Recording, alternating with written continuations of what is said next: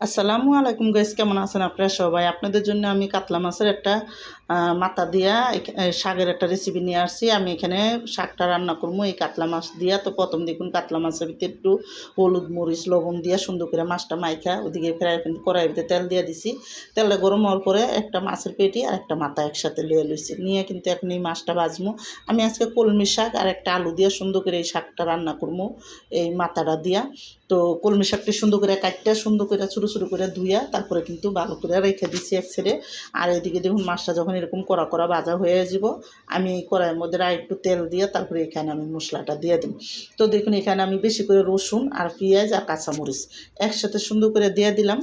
দিয়ে কিন্তু এখন এটি একটু ভাজা নেবো, ভালো করে একটু হালকা ভাজা দিয়ে নেবো। আমি এখানে আর একটু তেল দিয়ে দিলাম, কারণ শাক তো শাকের মধ্যে একটু তেল বেশি দিলে শাকটা খাইতে আরও মজা লাগে, এই জন্য। তো আমি এখানে দেখুন এখন এটা সুন্দর করে একটু ভাজা ভাজা হওয়া পর্যন্ত আমি কিন্তু এখানে এটা একটু ভাজা নিই। আর এখানে দেখুন তেলটার পেঁয়াজ কাঁচামরিচ একসাথে রসুন দিয়ে সুন্দর করে একটু ভাজা নেবো। ভাজা হয়ে গেলে আমি কিন্তু এখানে অল্প অল্প মশলা দেবো, বেশি না অল্প করে। তো এখানে দেখুন আধা চামচের কম হইব একটু লবণ দিছি, আধা চামচের কম হইব একটু মরিচের গুঁড়া দিছি, আধা চামচের কম হইব হলুদের গুঁড়া দিছি, মানে আধা চামচের কম কম করে সব কিছু ধনিয়ার গুঁড়ো দিয়ে দিছি। দিয়ে কিন্তু এখানে আমি একটু আদা রসুন বাটা দেবো, অল্প বেশি না, হালকা একটু দিছি। রসুনটা বাটা একটু বেশি দিছি, কারণ শাক তো এই জন্য একটু রসুন বাটা দিছি, আদা রসুন না। তো দিয়ে কিন্তু একটু পানি দিয়ে দিলাম, পানিটা দিয়ে সুন্দর করে মশলাটা একটু ভালো করে কষাই নেবো, কারণ এটা শাক শাক কিন্তু বেশি একটা কষান যায় না।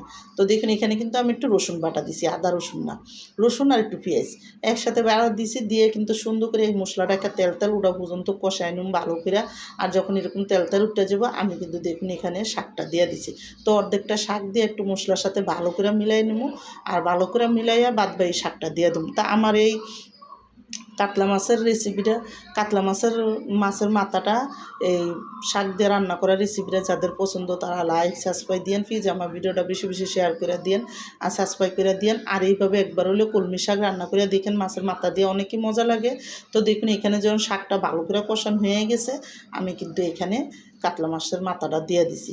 মাথাটা দিয়ে সুন্দর করে একটু ব্যাঙ্গা দিলাম, কারণ একটু ব্যাঙ্গা দিলে সুন্দর এই শাকের সাথে ভালো করে মিলবো, এই জন্য মাথাটা একটু সুন্দর করে বাজ্যা দিছি।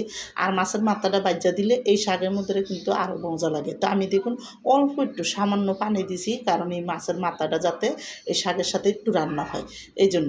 তো পানিটা দিয়ে এখন আমি ঢাকিয়ে তারপরে চুলাটা কমায় কমায় যখন এরকম তেল তেল উঠে যাবো আর সুন্দর মতন হয়ে যাব, তারপরে কিন্তু আমি শাকটা উঠাই দেবো। তো দেখুন আমি একটু আলু দিয়ে আধা ভাঙ্গা করে দিছি, যাতে শাকটা আর একটু আঠা গোটা হয়, এই জন্য। তো দেখুন এইভাবে করে মাছের মাথাটা দিয়ে রান্না করা যখন হয়ে গেছে, একটা বাড়িতে রেখে আমার নামান হয়েছে, আমি কিন্তু হয়ে গেছে।